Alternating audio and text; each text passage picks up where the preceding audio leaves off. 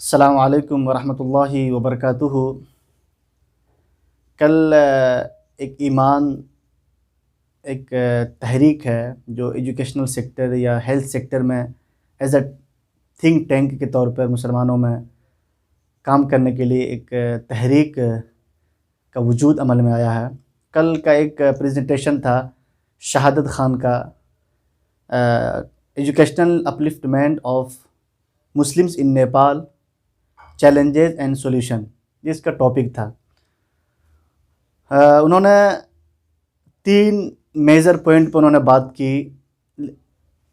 एक poverty, illiteracy, lack of institution, ये 3 इनका मेजर पॉइंट था।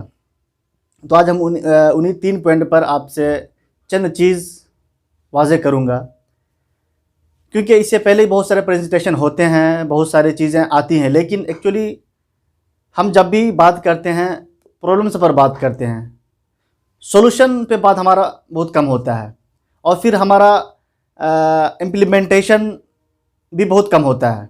एक्चुअली हम बात करते हैं, आप देखेंगे हमारे यहाँ बहुत सारे लोग हैं जो बातें करते हैं, लेकिन इम्प्लीमेंटेशन हो या फिर इसका सॉल्यूशन हो और हम कैसे काम को शुरू करें, कैसे इनिशिएटिव करें, उस पर बात कम हो पाती है। बहरहाल एक अवेयरनेस के तौर पे भी ये चीज़ें ज़रूरी है कि अवेयरनेस हो।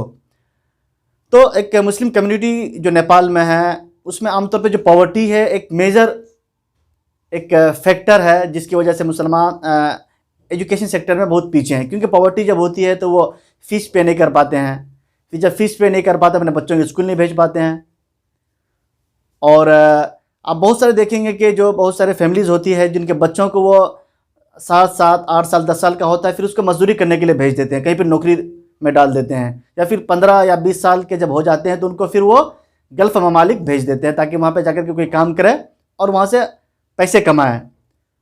तो क्योंकि सिचुएशन बड़ी ख़राब होती है, बहुत सारी फैमिली होती है जो एफर्ट नहीं कर पाती है, तो पॉवर्टी तो रहेगी, पॉवर्टी तो इतनी जल्दी ख़त्म नहीं हो सकती है। लेकिन अगर हमारे यहाँ इंस्टीट्यूशन हो, हमारे यहाँ अगर ऐसा इंस्टीट्यूशन हो जहाँ पे हम फ्री एजुकेशन दे सकें, हम पूरे सिस्टमेटिकली, तो एक बहुत हद तक इस पर हम काबू पा सकते हैं। या फिर हम स्कॉलरशिप रिलीज़ करें गरीब बच्चों के लिए। और दूसरी जो चीज़ें हमारे यहाँ जो है कि इलिटरेसी, क्योंकि गार्जियन है, पेरेंट्स हैं, वो इलिटरेट होते हैं, वो पढ़े लिखे नहीं होते हैं, तो एजुकेशन से अवेयर नहीं होते हैं। वो एजुकेशन का क्या फ़ायदा है, एजुकेशन अगर एक गरीब का बच्चा अगर पढ़ लेता है तो उसको पता नहीं कि अगर वो पढ़ लेगा तो कितना बड़ा इंसान बनेगा, कलेक्टर बन जाएगा, कोई बड़े ओहदे में जाएगा, तो फिर वो अपनी पूरी फैमिली की पॉवर्टी को दूर करने के साथ साथ सबको एजुकेटेड कर सकता है। तो इस ताल्लुक से वो अवेयर नहीं होता उस चीज़ से।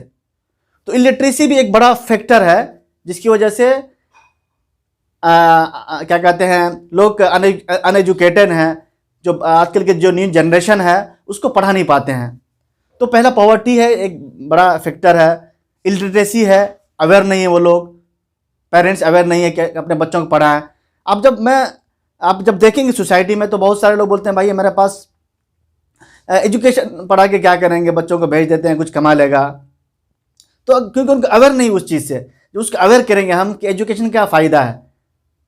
एजुकेशन सिर्फ मतलब अगर आप एजुकेट होते हैं तो अगर आप कोई भी काम करते हैं तो इंशाल्लाह बड़े अच्छे अंदाज में करेंगे, एक्यूरेटली करेंगे वो काम को, तो फिर आपका जो बेनिफिट होगा बहुत। आप छोटा कारोबार करते हैं लेकिन आप एजुकेटेड हैं, अगर आप वहाँ पे दिमाग लगा रहे हैं, अपना नॉलेज इस्तेमाल कर रहे हैं, तो फिर वो चीज़ें अब वहाँ से ज़्यादा मुनाफे कमा सकते हैं आप। तो अगर कोई इंसान बिजनेस करता है, साथ साथ में पढ़ा लिखा बंदा है, इंजीनियर है या कोई कहीं से डिग्री लिया हुआ है, फिर वो अपनी नॉलेज को, अपने क्या कहते हैं एक्सपीरियंस को यूज़ करता है अपने बिजनेस में। जो तीसरी जो चीज़ है, लैक ऑफ इंस्टीट्यूशन, ज़रूरी, क्योंकि लेकिन इंस्टीट्यूशन यानी हमारे यहाँ इंस्टीट्यूशन की कमी है। हमारे यहाँ कोई ऐसा मोटिवेशनल टाइप के बच्चों में कोई ऐसा प्रोग्राम नहीं होता है। उनको हम एजुकेशन सेक्टर में क्या पढ़ें, कैसे करें, कैसे सक्सेस हुए हैं, कम फीस में कहाँ पढ़ने जाएं, इस ताल्लुक से उनमें जो है एक बड़ी कमी है। क्योंकि एक तो हमारे यहाँ एजुकेशनल इंस्टीट्यूशन की कमी है, फिर हमारे यहाँ फिर क्या है, बहुत सारे ऐसे सेंटर्स नहीं है जहाँ पे नौजवान या जा करके या फिर वहाँ से उनको कुछ रहनुमाई मिले, वो चीज़ों की कमी होती है, जिसकी वजह से लोग नहीं पढ़ पाते हैं और अनएजुकेटेड हमारे यहाँ दिन ब दिन बढ़ता जा रहा है। आप और एक बात आई थी कि मतलब जेंडर डिस्क्रिमिनेशन कि उन्होंने एक बात ये भी उन्होंने इशारा किया था कि हमारे यहाँ जो बच्चे हैं उनको स्कूल भेजते हैं महंगा स्कूल में और अपनी बच्चियों को गवर्नमेंट स्कूल में भेजते हैं जहाँ फ़ीस कम हो। लेकिन ये है, लेकिन इतनी हद तक नहीं है, क्योंकि एक्चुअली जो इससे पहले वीडियो मैंने एक बात कही थी कि मुसलमान जो होते हैं उनका जो इस्लामिक जो सेंटिमेंट होता है बहुत इस इस्लाम के साथ जो उनका जो रिलीजियस सेंटिमेंट होता है बहुत मजबूत होता है, स्ट्रांग होता है।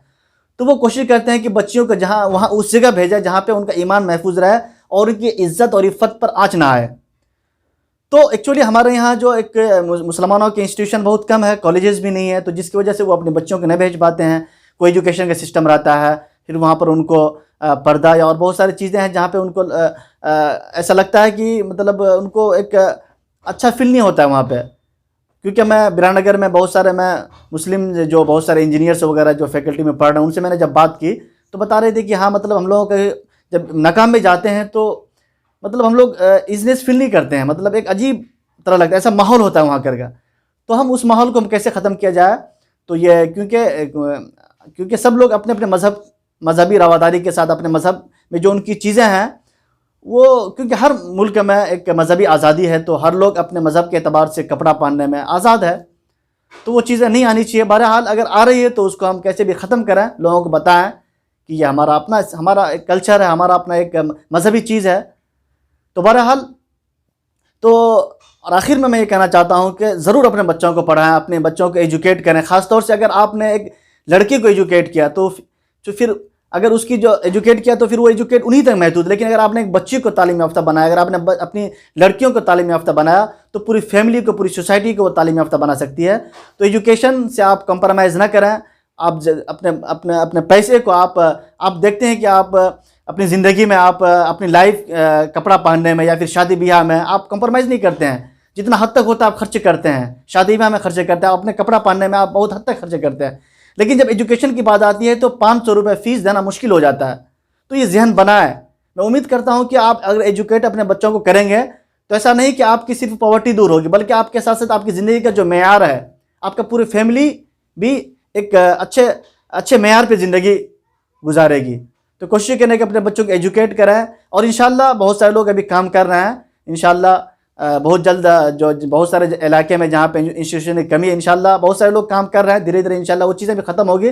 लेकिन अगर कोई ये कहे कि पॉवर्टी ही मेन रीज़न है एजुकेशन ना हासिल करने का, तो ये उसको नहीं मानता हूँ मैं। आप देखें, मैं आप केरल जाएँ जहाँ पे 99% एजुकेशन है, आप हैदराबाद आएँ तो आप देखें वहाँ पे कि एक रिक्शा चलाने वाला का बेटा, एक नॉर्मल फैमिली जिसकी मतलब अर्निंग 5,000 है, 10,000 है महीने की अर्निंग, वो अपने बच्चों को अच्छे अच्छे कॉलेज में पढ़ा, अच्छी अच्छी यूनिवर्सिटीज़ में पढ़ा रहे हैं। तो पहली चीज़ ये होती है कि अपने बच्चों में एक कंपटीशन का एक सेंस डालें, कंपटीशन फाइट करे। वो मतलब गवर्नमेंट में बहुत सारे वैकेंसीज आती है तो उसमें अगर वो कंपटीशन फाइट करके वो बहुत सारे स्कॉलरशिप भी ले सकते हैं। वो ज़रूरी नहीं कि आप प्राइवेट स्कूल में अपने बच्चों को भेजें, अपने प्राइवेट कॉलेज में अपने बच्चों को भेजें फ़ीस पे करके। बहुत सारे आप गवर्नमेंट सेक्टर में भेज सकते हैं जहाँ पे कंपटीशन होता है। अगर कंपटीशन फाइट कर लिया, अगर अपना नाम निकाल लाता है तो इंशाल्लाह वो फ्री में एजुकेशन हासिल कर सकता है। तो बहरहाल आज का मेरा पैगाम है कि अपने बच्चों को एजुकेट करें। और आपका बच्चा एजुकेट हो जाता है, अगर एजुकेशन हासिल कर लेता है तो ये आपका बेहतरीन सरमाया होगा। आप ज़मीन ख़रीद लें, आप बिल्डिंग बना लें, तो ये चीज़ कोई बड़ा माने नहीं रखती। लेकिन आपने आप बच्चों को एजुकेट कर दिया, आपने नॉर्मल घरों में आपने ज़िंदगी गुजार ली, आप नॉर्मल खाने में ज़िंदगी गुजार, लेकिन अपने बच्चों को आपने एजुकेट कर दिया। इसका मतलब ये है कि आपने एक बड़ा अचीवमेंट हासिल कर लिया जो दुनिया में भी आपको नज़र आए, वो चीज़ें नज़र आएगी और आखिरत में इंशाल्लाह आपकी ज़िंदगी तो बनेगी। बहरहाल इंशाल्लाह फिर मिलते हैं नेक्स्ट वीडियो में। अस्सलामु अलैकुम रहमतुल्लाहि व बरकातहू।